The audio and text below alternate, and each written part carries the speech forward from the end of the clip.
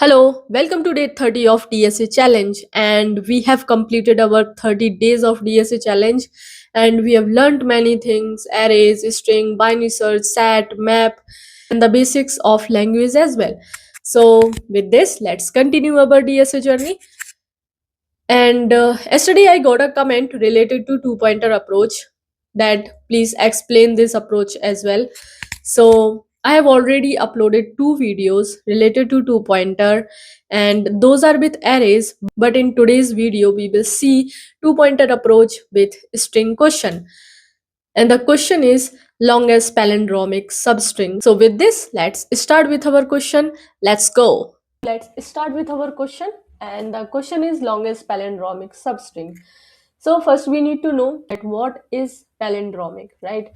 So if we hover on palindromic, we can see the definition of this. A string is palindromic if it reads the same forward and backward, right? If we take an example over here, I've done a lot of dry run or iteration over here, if you can see, but let's go with the new one, right?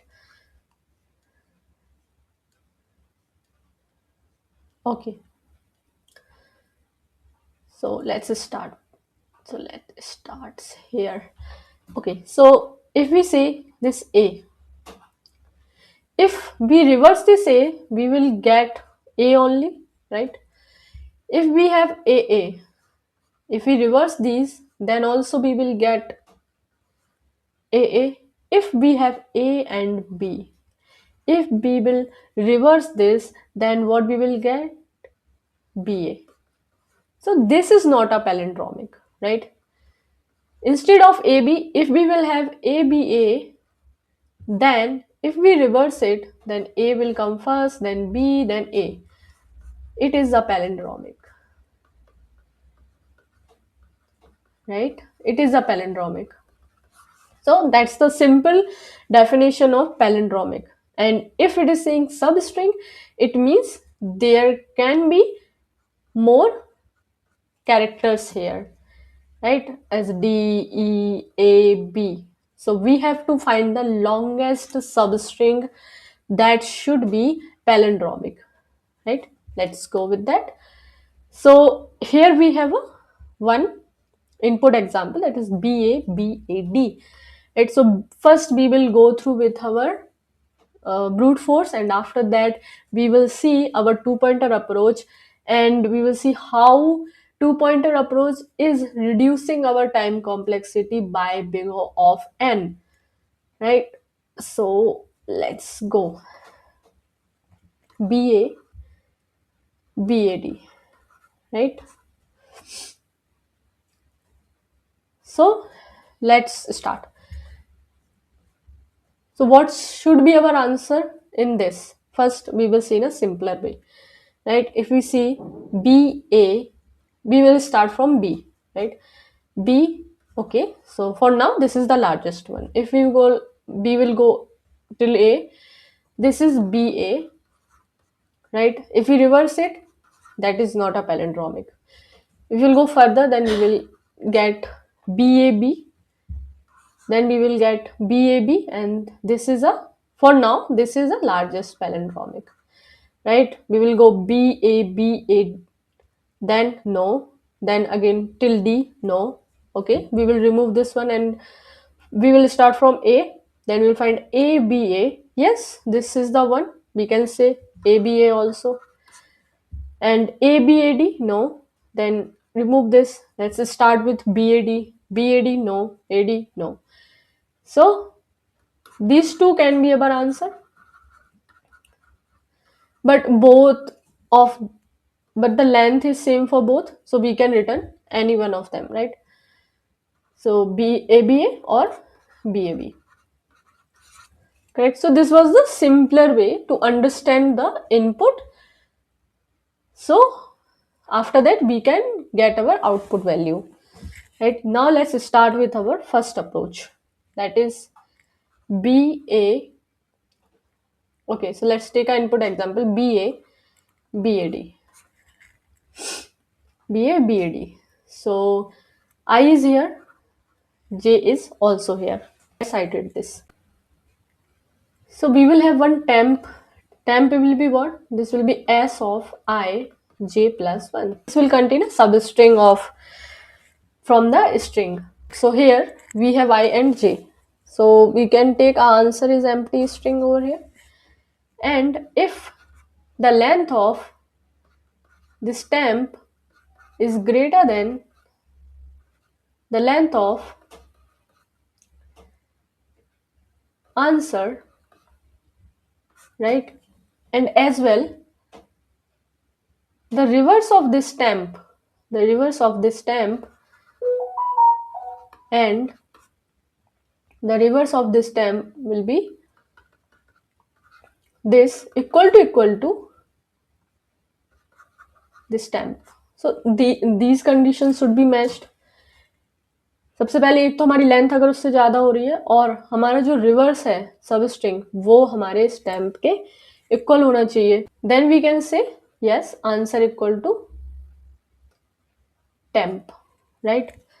So I यहाँ पे जे यहाँ पे, तो पहली बारी में हमने चलाया, पहली वाली हमने इसको आइटरेट किया कि हाँ आई जे, तो बी मिला सबसे पहले. ओके, तो अगर हम इसको टेम्प में डालेंगे तो बी निकालेगा, उसके बाद हम देखेंगे क्या इक्वल हो रहा है रिवर्स इसका करने पे. ऑफ कोर्स तो आंसर विल बी ना बी. अब क्या होगा, इसके बाद हम जे को आगे बढ़ा देते हैं.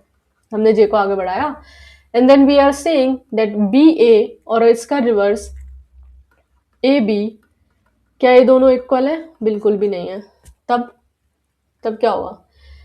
तब हमारा आंसर में कोई भी इंक्रीमेंट नहीं होगा, आंसर जो है वही रहेगा. फिर हमारा जे और आगे जाएगा, देन इसको मिलेगा B A B, then answer में आ जाएगी बी ए बी की value.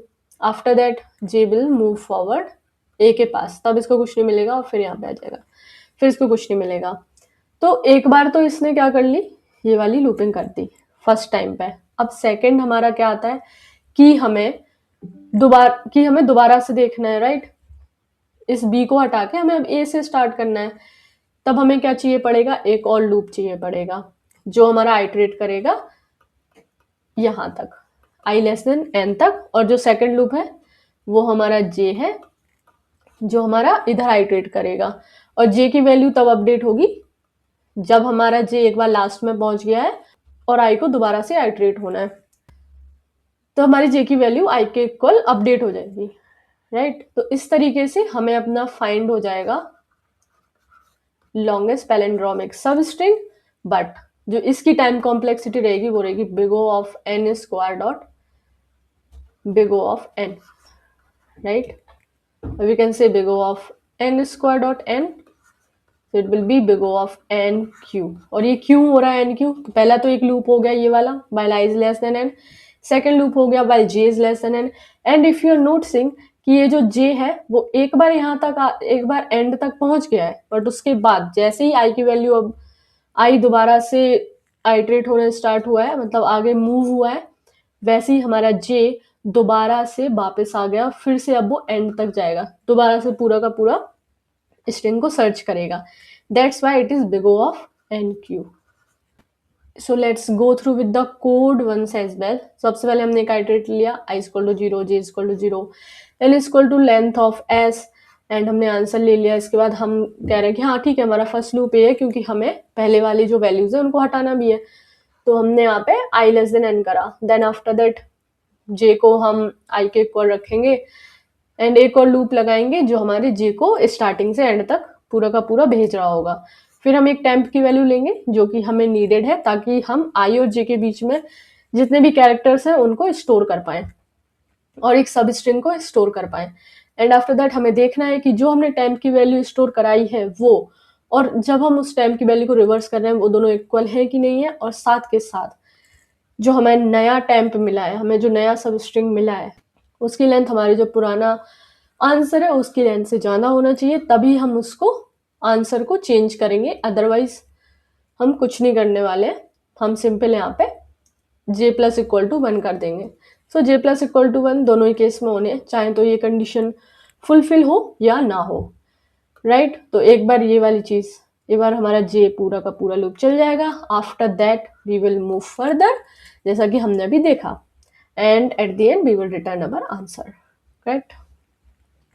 Now Let's see our another approach, that is two pointer approach.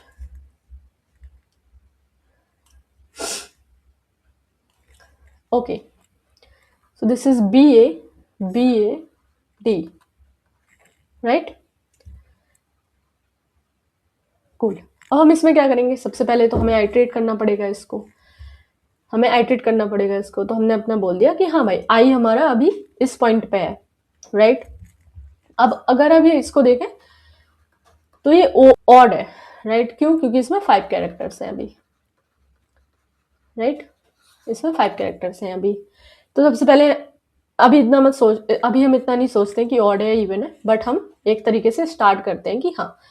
So I यहाँ पे हमारा, अब इसमें हम एक चीज ले लेंगे, that will be left and right, ठीक है, कि हमें लेफ्ट की साइड मूव होना है या राइट की साइड मूव होना है, वो हम कैसे कर रहे हैं वी विल सी दैट। सो हमने बोला कि हाँ, एक हमने लूप ले लिया for I in range, right, जो कि लेंथ ऑफ एस तक चल रहा है हमारा। अब इस लूप में हमने बोला कि लेफ्ट हमारा इक्वल टू आई है और राइट भी हमारा आई के इक्वल है, राइट। अब हमें आगे बढ़ना है, सो वी विल सी कि क्या हमारा s of l equal to s of r हो रहा है।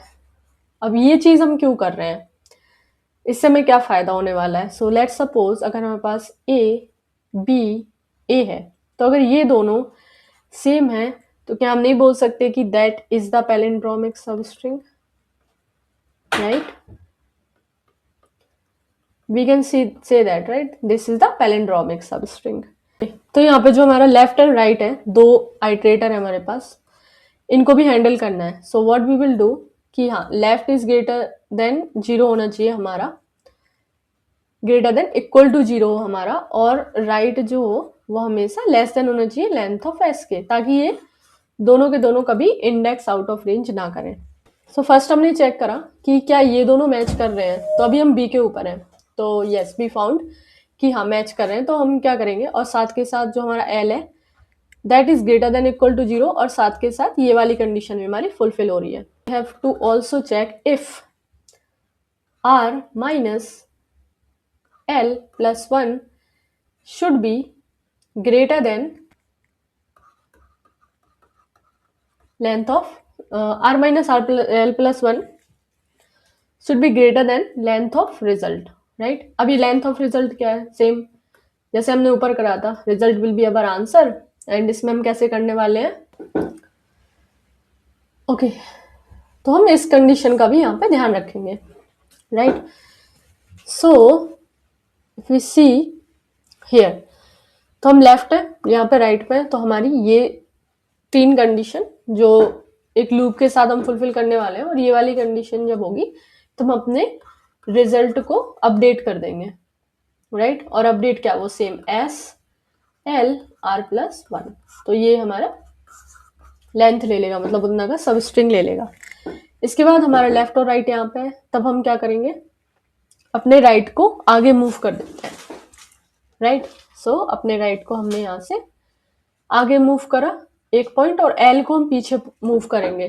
तो सबसे पहले जब एल को जैसे हम पीछे पॉइंट करने वाले, वैसे ही हमारी ये वाली कंडीशन फेल हो जाएगी, राइट। ये वाली कंडीशन हमारी फेल हो जाएगी। आफ्टर दैट फिर से आई आगे चलेगा, तो लेफ्ट हमारा कहाँ पे आ जाएगा, left will be here and right also will be here. फिर से हम आगे इसको लूप कर आगे हम इसको आइटरेट करेंगे, तो हम चेक करेंगे ए के लिए, तो अभी ठीक है, सेम ही है, तो इतना कुछ फर्क नहीं पड़ेगा रिजल्ट में, बी लो या ये लो। इसके बाद लेफ्ट हमारा जाएगा पीछे की साइड, राइट। तो हम यहाँ पे एल माइनस इक्वल टू 1 और आर प्लस इक्वल टू 1 करने वाले हैं। तो हमारा एल यहाँ पे जाएगा और आर हमारा इससे आगे चला जाएगा, तो बी ए भी हमें मिलेगा यहाँ पे, that is our correct one. तो यहाँ पे अपने रिजल्ट को इंसर्ट करा लेंगे। सेम वे हम फिर से आगे बढ़ेंगे, एल हमारा और पीछे आएगा तो कंडीशन फेल हो जाएगी, फिर हमारा आई इस पॉइंट पे आएगा, एंड सेम वे चीजें चलती चली जाएंगी। तो अभी जो हमने अप्रोच देखी है कि जिसमें हमारा लेफ्ट और राइट दोनों आई के इक्वल होंगे, उसमें हम सिर्फ और सिर्फ जब हमारे कैरेक्टर्स ऑड है और हमारी जब लेंथ ऑड है तभी काम करेगा। जैसे ही वो इवन हो जाएगी तब वो चीज काम नहीं करेगी, right. So let's see BA BB AD, so 3 3 6, let's see, इसको भी B लिख देते हैं। सो लेट्स सपोज हमारा लेफ्ट यहाँ पे, राइट यहाँ पे, हमने लेफ्ट को पीछे भेजा, राइट, राइट को आगे भेजा, कुछ नहीं होने वाला है। फिर उसके बाद हम क्या करेंगे, हमारा आई इधर आ जाएगा, तो लेफ्ट और राइट सेम इसी जगह आ गए। तो सेकंड चांस हमारा लेफ्ट यहाँ जाएगा, राइट यहाँ जाएगा, राइट। सो BA भी हमें मिल जाएगा। फिर हमारा लेफ्ट और एक साइड पीछे जाएगा, हमें कुछ नहीं मिलने वाला। फिर हमारा लेफ्ट और राइट दोनों इस पोजीशन पे आ जाएंगे, ठीक है। फिर ये लेफ्ट इस तरफ चेक करने जाएगा और राइट इस तरफ चेक करने जाएगा, और ये दोनों मैच ही नहीं करेंगे। अगर हम उस हिसाब से देखें तो हमारी ये पैलिंड्रोमिक सबस्ट्रिंग है, बट हमें वो चीज नहीं मिलने वाली है, तो यहीं पर कट हो जाएगा, ठीक है। वो इक्वल ही नहीं है यहाँ पे। फिर हमारा लेफ्ट इधर जाएगा और राइट यहाँ पे जाएगा, कुछ होने वाला है। इस तरफ गए, इस तरफ गए, कुछ नहीं होने वाला। तो इसके लिए हमें एक सेकंड अप्रोच का यूज करना है, दैट विल बी कि BA BB AB, हम लेफ्ट को यहाँ रखें, राइट को यहाँ रखते हैं। हमने पहले स्टार्टिंग में देखा, मैच नहीं किया, दैट्स फाइन, कोई बात नहीं। फिर हमारा ऐसे चलेगा, लेफ्ट राइट। अब हम देखें, इस तरफ लेफ्ट को भेजा और इस तरफ, ओके, तो यहाँ पे कुछ नहीं होने वाला। अब लेफ्ट यहाँ पे, राइट यहाँ पे, ये दोनों पॉइंट पे इनको कुछ किया, नहीं होने वाला, तो लेफ्ट को इस साइड भेज दिया और राइट को बोला कि एक पॉइंट और आगे चले जाओ। अब ये दोनों क्या हो गए, मैच कर गए। तो अभी मैक्सिमम कितना आ गया अपने पास, BA BB, राइट। सो BA BB। अब फिर से ये आगे इस तरफ लेफ्ट को भेज देंगे तो कुछ नहीं होने वाला है। सो इन नेक्स्ट आइटरेशन लेफ्ट यहाँ पे आएगा, राइट यहाँ पे आएगा। इन दोनों को कराया, yes they have matched, that's good. फिर हम इस तरफ L यहाँ पे आ जाएगा और R यहाँ पे आ जाएगा। सो ये दोनों मैच कर जाएंगे, तो अभी के लिए क्या बन जाएगा, ABBA, राइट, दैट सेम। सो अभी को इतना फर्क नहीं पड़ेगा। फिर एक बार और लेफ्ट को यहाँ भेजेंगे और राइट को यहाँ भेजेंगे, तो अभी भी ये दोनों मैच कर गए, तो मैक्सिमम क्या बन के आ जाएगा, BA BB AB। So that's all set. तो इस तरीके से हमें मैक्सिमम मिला। अगर हमारे पास ऑड है तो हम L और I को I के इक्वल रखेंगे, L और R को I के इक्वल रखेंगे, और अगर हमारे पास इवन सम लेंथ है तो हम L और I को I, I+1 रखेंगे, right. So this was the way जिससे हम बिग O ऑफ n² में अपना काम कर सकते हैं, क्योंकि हम एक फॉर लूप लगाएंगे और इसके अंदर हम एक एक वाइल लूप लगाएंगे जो कि डिफरेंट है। सो इस तरीके से हमारी बन जाएगी big O of n²। So let's go through with our code as well. So ये हमारा हो गया रिजल्ट, जिसमें हमने